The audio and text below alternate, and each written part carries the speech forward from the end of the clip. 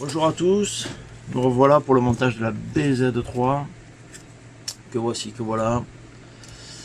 Donc là on va attaquer les fusées avant, les nouvelles fusées, nouveau roulement, nouveau montage. On va voir ce que ça donne de suite.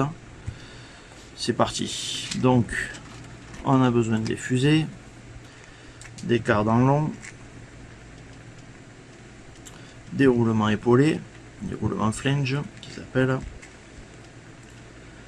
1, 2, 3, 4, et on calera avec des rondelles nylon comme il demande ici. Donc on met nos roulements, un d'un côté, un de l'autre. Celui-là je le positionne à l'aide du cardan. Hop, voilà. Des rondelles nylon, est-ce que je n'ai encore suffisamment? Oui, une ici. Donc comme je le disais sur la partie précédente, sur les fusées arrière, ces rondelles nylon nous permettent de limiter le jeu entre notre jante, elle est où, entre la jante et la fusée. En fait, dès qu'on a du jeu, on a les roues qui tremblent partout. C'est pareil sur toutes les voitures, que ce soit MR03 ou des précédents châssis ou d'autres marques. Si on a la roue qui est pas juste pile poil contre la fusée, bon là les roulements épaulés aident justement à limiter ce jeu. Mais il faut vraiment que ce soit le plus ajusté possible pour que ça fonctionne le mieux possible. Si on a la roue qui tremble, c'est zéro. Si on a la roue qui oscille comme ça, pareil, c'est pas bon. Donc il faut caler jusqu'à ce que ce soit parfait. Pour chaque jante, ce sera différent. Donc il faut redémonter, prendre son temps et faire son petit réglage comme il faut. Donc les rotules, qu'est-ce qu'on a? On a de la 2,5 et de la 3,5. Donc la 3,5 c'est la grosse. Et la 2,5 c'est la petite. Si vous avez un pied à coulisse, c'est bien, mais bon, sinon, on voit quand même la différence entre les deux modèles. Donc là, pareil, souvent j'ai vu des rotules foirées dans les fusées. Donc on vient visser tranquillement. D'ailleurs, ils ont changé les matériaux des fusées avant. On sent, quand on visse, on sent que ça force davantage. Donc ça risque d'être plus rigide et de tenir un peu mieux dans le temps. Donc on vient buter et on arrête. Pas la peine de forcer. Sinon, une fois que le filetage est foiré, la rotule, c'est sûr, elle va plus tenir. Si jamais, à force de rouler, une rotule commence à bouger, il faut le surveiller. Vous mettez de la cire, non, de la colle, de la super glue dans le trou. Vous sortez le cardan pour pas qu'il y ait de la colle sur le cardan. Vous venez mettre votre rotule et vous le laissez sécher. Et là, ça permet de se dépanner pour un petit moment. Donc la rotule de 2,5. Alors, est-ce qu'il y a une fusée gauche ou une fusée droite? Non. Il n'y a pas de fusée gauche, il n'y a pas de fusée droite. Donc on va faire comme le plan, c'est-à-dire la fusée gauche, je pense. Oui, c'est ça. Et je viens visser par en dessous ma rotule de 2,5. Pareil, juste en contact. Et on arrête. Je vais monter l'autre fusée. Évidemment, c'est le même concept.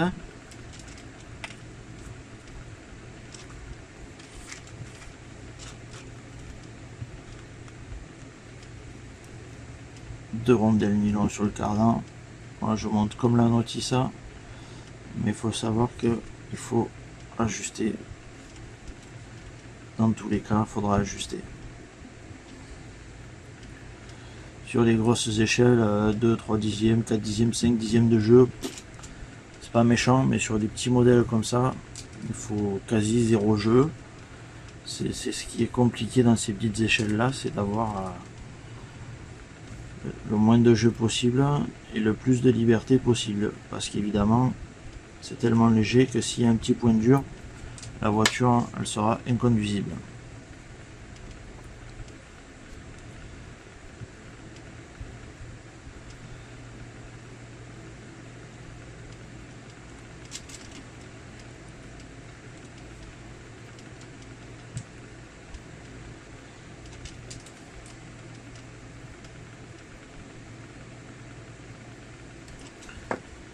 Donc là c'est la fusée de droite. Donc je vais pas la monter pareil forcément.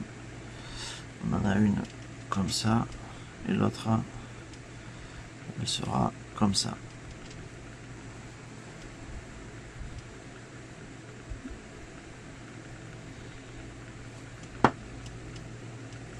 Ok, donc ensuite qu'est-ce qu'on nous propose? Les triangles inférieurs et les axes de 1, 5.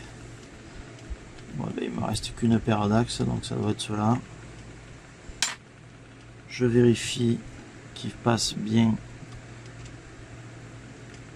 dans notre triangle, ce qui est plutôt pas mal. Je vois une petite bavure ici, je vais l'enlever.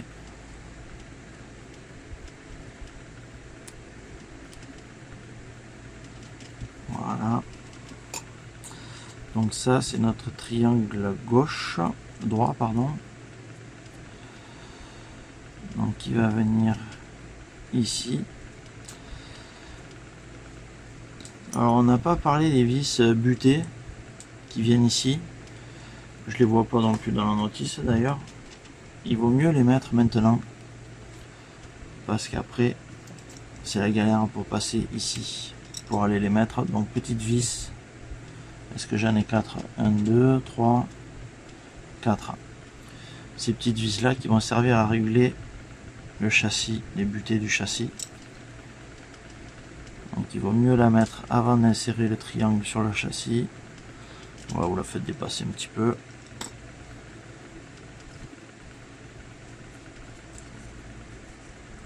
Donc ça va venir comme ceci. Clac. On met l'axe. On va essayer du coup de mettre l'axe. Voilà. Voilà, l'axe il y est. C'est bien libre. Après ce sera le support pare-choc qui viendra tenir l'axe pour éviter qu'il sorte. Donc il n'y a pas de vis de maintien. Ensuite on prend notre fusée. On vient dans le cardan, dans le diff. Et on vient clipser. Voilà. Ça c'est plutôt pas mal. Rien à gratter. Les rotules sont bien libres. J'aime bien. On va faire pareil de l'autre côté. Donc la petite vis qui sert au réglage des butées du châssis, qu'on vient visser par en dessus.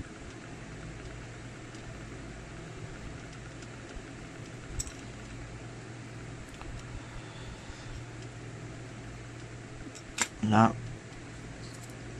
on vient mettre le triangle dans le châssis. Je vais regarder si l'axe coulisse bien dedans. Ouais, c'est pas mal.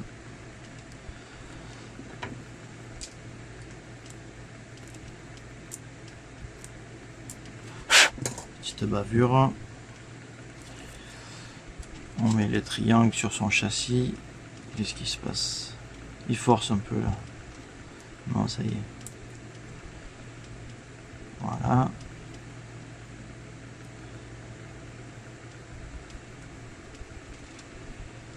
Ah, loupé.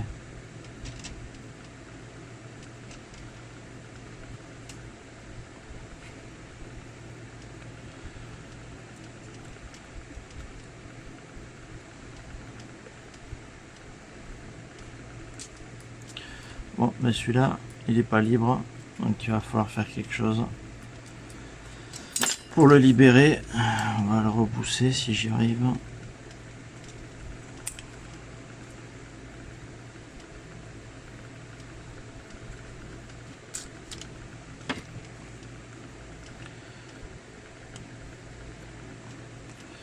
Donc c'est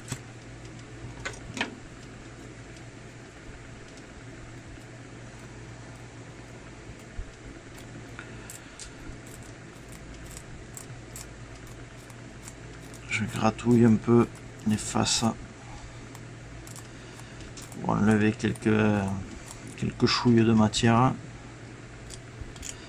parce que c'est ça qui coince.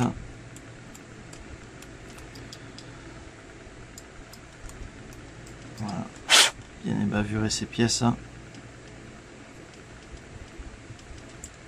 Hop.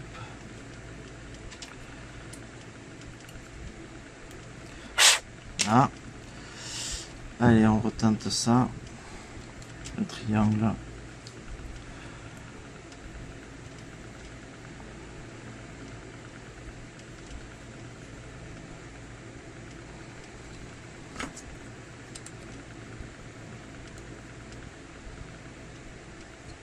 On peut pas y aller. Que se passe-t-il? Si, ça y est. Voilà. On gratte un chouïa et ça fonctionne.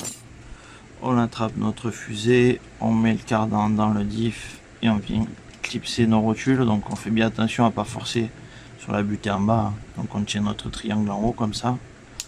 Clac. Et ensuite, punaise.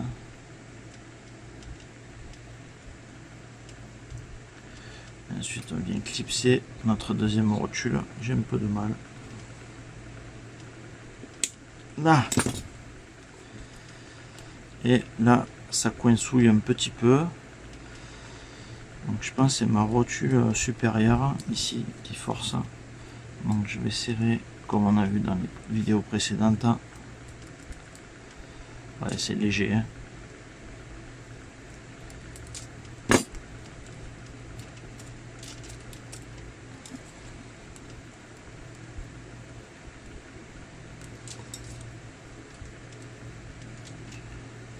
Voilà, on déforme la rotule jusqu'à ce que ce soit parfaitement parfait comme ça.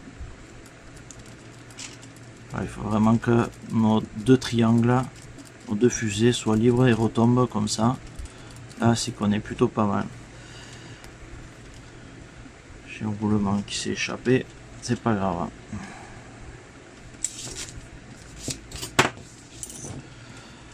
Donc ce qu'on peut faire à cette étape là, c'est venir clipser nos rotules. Donc on sait que nos triangles sont libres, ok. Donc on va pouvoir venir visser nos petites rotules des biellettes de direction. Donc on va mettre la rotule dans le bon sens, parce que là elle est dans le mauvais sens.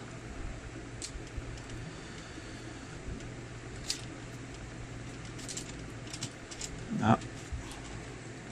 Je viens clipser et du coup si on a un souci, voilà, on voit que là du coup ça ne redescend plus, donc on sait que ça vient de notre petite rotule en bas qu'on va un peu déformer à l'aide de la pince. Ça peut venir de celle de là aussi, hein, celle qui est au milieu, hein. Je vais le laisser comme ça.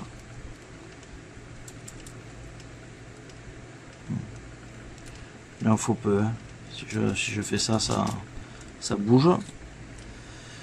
Donc l'autre biellette de direction, elle, j'ai mis la rotule dans le bon sens, qu'on vient clipser, clac. Et là pareil, ça redescend pas. Je vais mettre un petit coup de pince ici aussi. Voilà. C'est bien libre, c'est parfait. Donc ben là on va passer à l'étape alors qu'est-ce qui se passe? On va attaquer la partie 16. La partie 16 qui est la couronne principale. Bon, là on voit pas le pignon moteur, mais la couronne principale avec le joint, donc rien de compliqué. On va regarder ça de suite. Allez, à de suite pour la partie 16.